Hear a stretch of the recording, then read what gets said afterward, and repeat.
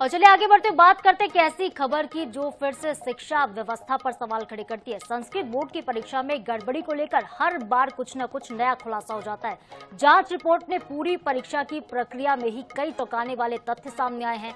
जांच रिपोर्ट में अब ये पाया गया है कि 99% परीक्षार्थियों ने फर्जी परीक्षा दी थी। जी हाँ, इसमें 80% स्टूडेंट फर्जी टॉपर निकले हैं। 90% उत्तर पुस्तिकाओं में अलग अलग लोगों के हैंडराइटिंग मिले हैं।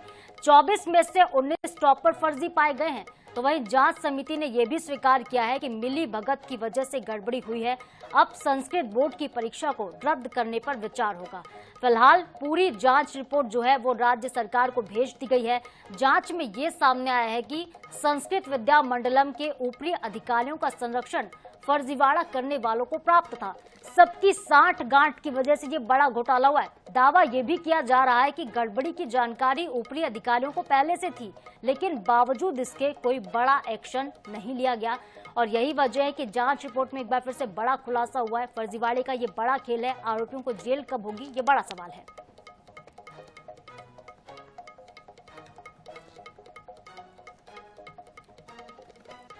तो देखिए, संस्कृत बोर्ड की परीक्षा क्या वाकई मजाक बन गई है? ज्यादा अपडेट लेते हैं, हमारे सहयोगी गौरव शर्मा हमारे साथ लाइव जुड़ रहे हैं। गौरव, एक के बाद एक करके खुलासे हो रहे हैं। घोटाले की परतें या कहें घालमेल की परतें खुलती जा रही हैं। कोई बड़ा एक्शन अधिकारियों ने नहीं लिया और यही वजह देखिए कि 90% ऐसे अभ्यर्थी हैं, ऐसे परीक्षार्थी हैं जिन्होंने परीक्षा में फर्जीवाड़ा किया। 90% एग्जाम तो यहाँ पर पूरा घालमेल के साथ हुआ है। 10% बच्चे ऐसे जिन्होंने पूरी शिद्दत के साथ तैयारी की थी, एग्जाम दिया था। अब उनका क्या होगा? निश्चित रूप से जब हरिभूमि और IANS 24/7 ने पड़ताल की थी तब भी इस बात की जानकारी निकलकर सामने आई थी कि पूरी जो गड़बड़ियां हैं वो रिजल्ट पे ही, और इसी वजह से मेरिट लिस्ट के साथ साथ रिजल्ट भी हमने बहुत जिम्मेदारी से कहा था कि गलत है।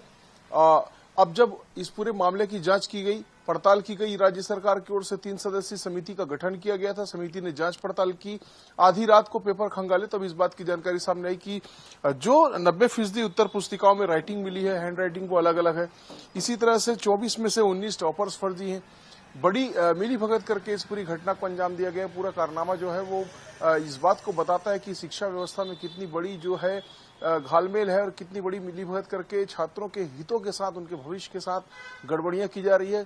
अब इस मामले में ये नए तथ्य निकलकर सामने आए हैं कि पूरी जो रिजल्ट है वही सवालों के घेरे में, संदेह के घेरे में। ऐसे में इस बात की संभावना भी जता जा रही कि जो रिपोर्ट है वो अब राज्य शासन को भेज दी गई है। राज्य सरकार इस संबंध में निर्णय ले सकती है कि इस पूरी परीक्षा को ही रद्द कर दिया जाए। निश्चित रूप से इनसे वे छात्र प्रभावित होंगे जिन्होंने ईमानदारी से परीक्षा दी थी, उत्तीर्ण हुए थे और मेरिट लिस्ट में स्थान बनाए थे। लेकिन ये इसलिए भी बेहद आवश्यक है कदम ऐसा उठाया जाना क्योंकि 90% जो छात्र हैं वो फर्जी पाए गए, उनके हैंडराइटिंग को लेकर संदेह। और अब इस बात की जानकारियां भी जो है वो सामने आ रही है कि ऊपर से लेकर नीचे तक सभी लोग मिले हुए थे। मंडल के स्तर पर भी गड़बड़ियां की गई है और जो ऊपरी स्तर के अधिकारी थे उन्होंने संरक्षण दिया पूरा।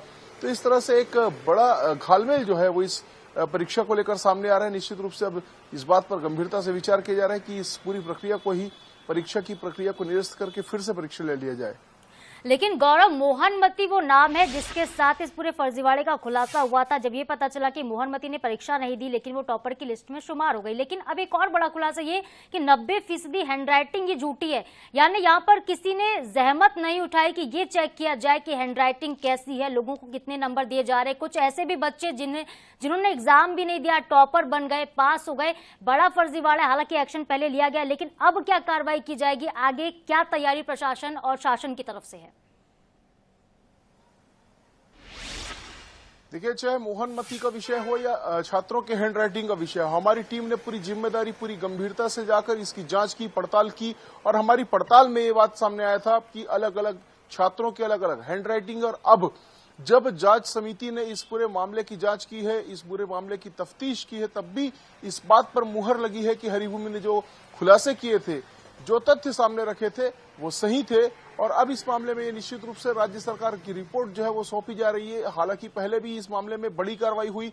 हरिभूमि और IANS 24/7 के खबर दिखाने के बाद में संस्कृत बोर्ड की सचिव को हटाया गया था, परीक्षा प्रभारी को सस्पेंड किया गया था, अन्य जो लिपिक थे उनके खिलाफ कार्रवाई की गई थी। लेकिन अब जो सबसे बड़ी कार्रवाई, सबसे बड़ा खुलासा होने के बाद सबसे बड़ी कार्रवाई इस बात को लेकर होने जा रही है, संभव है कि इस पूरी परीक्षा को ही रद्द कर दिया जाए। ऐसे में निश्चित रूप से देखना दिलचस्प होगा कि राज्य शासन जो है वो उन 10 छात्रों को लेकर 10% छात्रों को लेकर क्या कदम उठाते हैं जिन्होंने ईमानदारी से परीक्षा दिया था और उत्तीर्ण भी हुए थे। लेकिन जो हमारी छात्रों के प्रति जिम्मेदारियां थी उसका एहसास करते हुए, उसे ध्यान में रखते हुए हमने न सिर्फ खुलासा किया, हमारी टीम ने पड़ताल की, बल्कि इसे सही अंजाम तक भी पहुंचाया। लगातार हमने खबरें प्रकाशित की, लगातार हमने अपने दर्शकों को इस बात की जानकारी दी कि किस तरह से संस्कृत बोर्ड में मिली भगत करके इस गड़बड़ियों को अंजाम दिया जा रहा है और छात्र को हितों के साथ जो है वो अनदेखी की जा रही, छात्रों के हितों को ताक पर रख दिया गया। और अब इस मामले में शासन ने भी बड़ी कार्रवाई की, गंभीरता से लिया।